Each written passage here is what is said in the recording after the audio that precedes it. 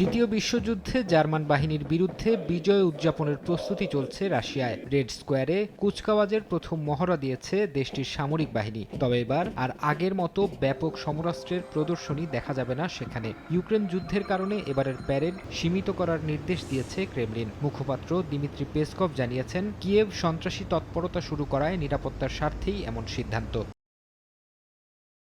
বিজয় দিবসের আয়োজন ঘিরে যখন প্রস্তুতি তুঙ্গে, ঠিক তখনই মার্কিন প্রেসিডেন্ট ডোনাল্ড ট্রাম্পের সাথে ফোনে কথা বলেছেন রুশ প্রেসিডেন্ট ভ্লাদিমির পুতিন। ক্রেমলিন জানায়, ৯ মে দিবসটি উদযাপনে ইউক্রেন যুদ্ধে সাময়িক যুদ্ধবিরতির প্রস্তাব দিয়েছেন পুতিন। ট্রাম্পও এই প্রস্তাবে ইতিবাচক সাড়া দিয়েছেন বলে জানা গেছে। ফোনালাপ শেষে ওভাল অফিসে মার্কিন প্রেসিডেন্ট জানান, তিনি পুতিনকে ইউক্রেন যুদ্ধ বন্ধের জন্য বিশেষ গুরুত্ব দিতে বলেছেন।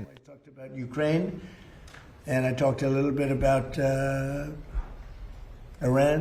I talked about a few different subjects, mostly about Ukraine, and we had a very good conversation. I think we're going to come up with a solution relatively quickly, I hope. Ifad রোশেক স্পার্ট মিক্সে আছে সবচেয়ে বেশি মশলার সংমিশ্রণ। Ifad রোশেক স্পার্ট mix মশলা। সংঘাত বন্ধে পর্দার আড়ালে কূটনৈতিক তৎপরতার মাঝেও রণক্ষেত্রে থামেনি পাল্টাপাল্টি হামলা। গেল একদিনে ইউক্রেনের দোনেৎস্ক ও জাপোরিঝিয়া অঞ্চলে সিরিজ হামলা চালিয়েছে রুশ বাহিনী। এসব হামলায় প্রাণ হারিয়েছেন কয়েকজন। রাশিয়ায় একটি শিল্প প্রতিষ্ঠানে পাল্টা ড্রোন হামলা চালানোর দাবি করেছে কিয়েভ।